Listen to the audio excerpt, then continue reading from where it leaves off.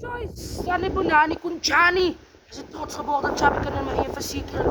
Ek is gelyf en voor en agter. Ek kom nog pak. Op die witlyn, Annie Coupe, jou glansbeens. Ek wil net vir my Home Choice sê, happy Mother's Day to all my beautiful Home Choice sprekers. My Home Choice, ek wil net vir julle wys, kan jy koop is dit hier. Die koop is dit hier in Victoria Wesen, as windy en dis reën en alles wat mal is. Die mens kan sien is geseën.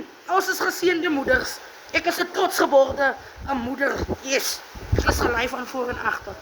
Ek wil vir al die moeders sê, julle moet julle daggie geniet.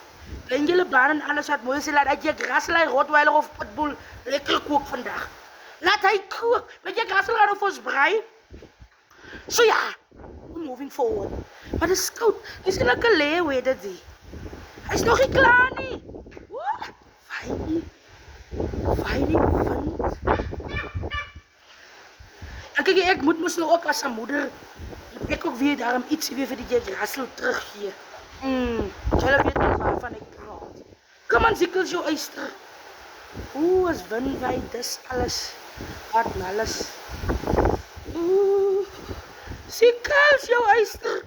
En nee, as ons klaar hier, dan wil ek net Russell bly ons moet gesels vir die toekoms. Nie ons moet gesels vir die toekoms. Alle handsakkies en rugsakkies, ons sit vir hulle uit. Jy weet nie waar gaan hulle in hierdie wede nie, maar hulle moet gaan soek. Of hulle moet maar een van die twee. Hulle moet net kies. Maar die toekoms moet oorgesels word. Yes. Maar die wede is koud. Jy het ook eens vandag kerk toe gegaan nie. Maar nou vir my wees sê, Aziza, jy kan nie net kerk toe gaan wanneer het warm is. Asseblief, daar bly in die baan. Ek het nie gegaan, dit was te koud. Toen hij zo op het dak val. Toen zei ik, nee, wat praat die? Pastor, vergeef mij. Ik ga nou lee. Toen zei ik, nee, ik ga nou lee.